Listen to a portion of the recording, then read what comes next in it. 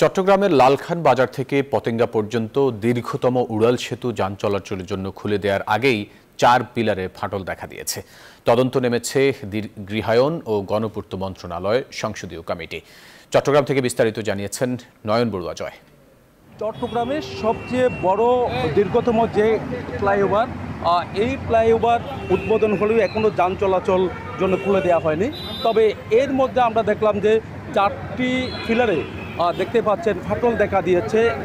এখন একটু আগে কিন্তু আমরা দেখছি এখানে সংসদীয় কমিটি তারা এই ফ্লাইওভারের কাজ দেখার জন্য তারা ছুটে এসেছেন।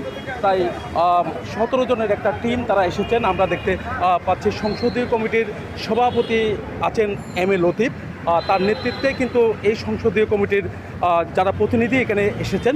তো আমরা দেখছি তাদের যে কাজ নিয়ে আমরা যে 4টি পিলারে ফাটল দেখা যাচ্ছে, সেই ফাটলগুলো দেখার জন্য তারা এখানে এসেছে বলে আমাদেরকে জানিয়েছেন। আপনার সাথে একটু কথা বলতে চাচ্ছি যে ফ্লাইওভার উদ্বোধন হলো কিন্তু এখনও যান চলাচলের জন্য খুলে দেওয়া হয়নি, কিন্তু দেখা যাচ্ছে পিলারগুলোতে ফাটল দেখা যাচ্ছে।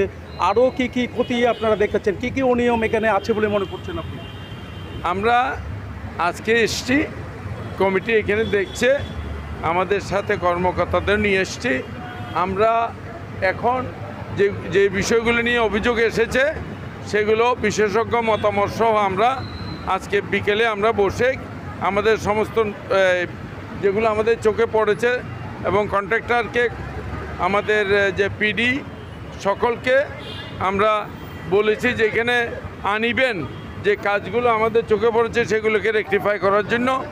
আর ফাটল জাতীয় যেগুলো সেগুলো আমরা এক্সপার্ট দিয়ে ওদের ওপিনিয়ন নিয়ে then will proceed for action.